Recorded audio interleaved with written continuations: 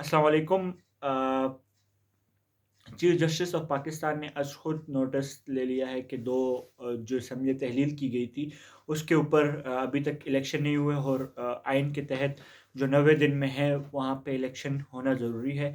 Chief justice of Pakistan ने इसके ऊपर नोटिस लिया है और इसको दो तरह से सेलिब्रेट किया जा रहा है। आज पूरा दिन जो है राना सनाउल्लाह से लेके अता तारड़ से लेके मरियम नवाज से लेके शहबाज शरीफ तक हर एक बंदे ने ये कहा था। जो दो जजेस हैं जस्टिस ज़ियादुल एहसन और जस्टिस मुज़ाहिर नकवी, ये जो दो जजेस हैं इनके ऊपर इनको एतराज़ है।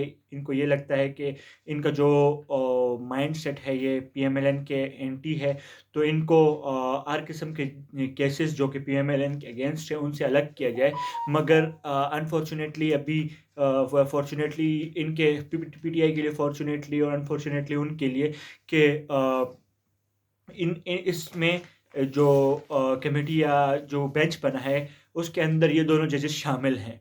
और इसके ऊपर जो अभी कुछ देर पहले राना सनाउल्लाह ने भी एक लंबी छोड़ी प्रेस कॉन्फ्रेंस कर दी है। अता तारड़ शहज़ेब खानज़ादा के शो में ये बात कर चुके हैं कि इनको इस पर डिसप्लेयर है कि और ये इस फैसले से खुश नहीं है कि इन दोनों को इस बेंच में शामिल किया गया है। और उनका मुतालबा ये था कि फिलफौर इन दो जजेस को जो है इस बेंच से अलग कर दिया जाए ताकि अदलिया और जो इस इदारे का जो तौकीर है वो इससे कॉम्प्रोमाइज़ ना हो। उनकी जो वो है। दूसरा पे बात यह है कि अब इस तरह का एक केस पहले भी बना था। वो पता नहीं फैज़ाबाद धरने केस के बाद जो फैज़ाबाद के धरने केस का फ़ैसला दिया और क्वेटा में जो वकला के केस का फ़ैसला दिया, उसके बाद काज़ी ईसा फ़ाइज़ के ख़िलाफ़ एक सदारती रेफरेंस बना और उसके ऊपर सुप्रीम जुडिशल काउंसिल में जो है पूरी कार्रवाई हुई। और यहाँ तक कि जो जस्टिस काज़ी फ़ाइज़ ईसा जो थे वो और उनकी अहलिया और उनके घर वाले जो थे वो रोज़ आके पेशियाँ भुगतते थे। वो एफबीआई जो बैंकिंग कोड है वहाँ से लेके हर एक कोर्ट में हो गए थे और अपनी पेशियाँ देते थे। और दूसरी तरफ से जो उनके ऊपर उनकी फैमिली के ऊपर मुकम्मल दबाव था, उनके ऊपर मनगढ़ंत केसेस भी बनाए गए थे, डिफरेंट किस्म की चीज़ें उनके ऊपर हो रही थी।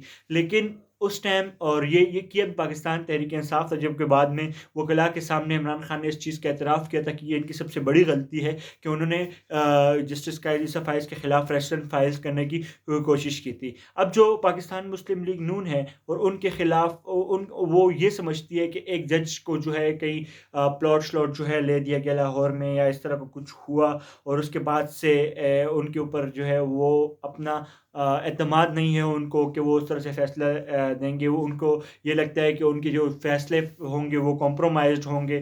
चूँकि अदलिया पे बात नहीं करनी चाहिए, सो वो कंटेम्प्ट ऑफ कोर्ट आ सकती है या कुछ भी इस तरह का आ सकता है। लेकिन जो दुनिया भर में ये देखा जाता है कि जितने भी जजेस हैं वो अपनी तौकीर अपनी इज़्ज़त अपने फ़ैसलों से बनाते हैं। उनके फ़ैसले इम्पार्शियल होते हैं, नॉन पार्टिज़न होते हैं और वो अकॉर्डिंग टू कॉन्स्टिट्यूशन होते हैं। ना वो कॉन्स्टिट्यूशन को रिवाइज़ करते हैं, ना वो कॉन्स्टिट्यूशंस को लिखते हैं, ना वो एक्टिविज़्म करते हैं। लेकिन बदकिस्मती से पाकिस्तान का ये एक बहुत बड़ा मसला है कि यहाँ पे बहुत सारे जस्टिस मुनीर अकरम के केस से लेके वो जस्टिस इफ्तिखार चौधरी जो रिकॉर्डिंग का इतना बड़ा मसला और इतना बड़ा जुर्माना करवा बैठे। इतना हमने रिकॉर्डिंग से कमाया नहीं था जितना बड़ा उन्होंने हमें दचका देकर क्या कहते हैं हमें जुर्माना करवा दिया था। 7-8 अरब से ऊपर का डॉलर का जो है हमें वहाँ से जो जुर्माना हो चुका था। इसके बाद से जस्टिस मुनीर का इतना बड़ा केस और अब ये जो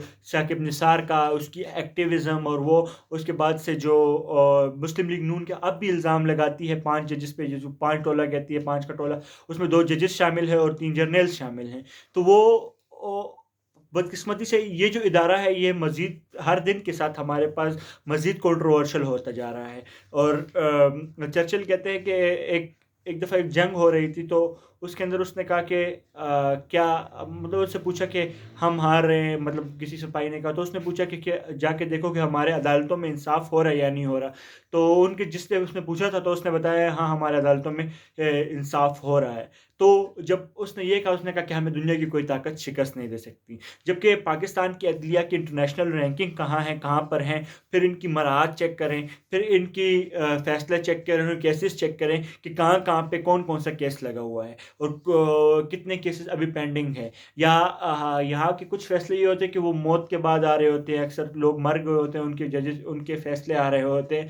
تو اگر اس ادارے کی توقیر بڑھانی ہے تو ججز کو نان پارٹیزن ہو کے، امپارشل ہو کے اور انڈیپینڈنٹ ہو کے سارے کیسز سننے ہوں گے، اور پارلیمنٹ کا کام جو ہے پارلیمنٹ کو کرنے دینا چاہیے ان کو. اس کے علاوہ ان کو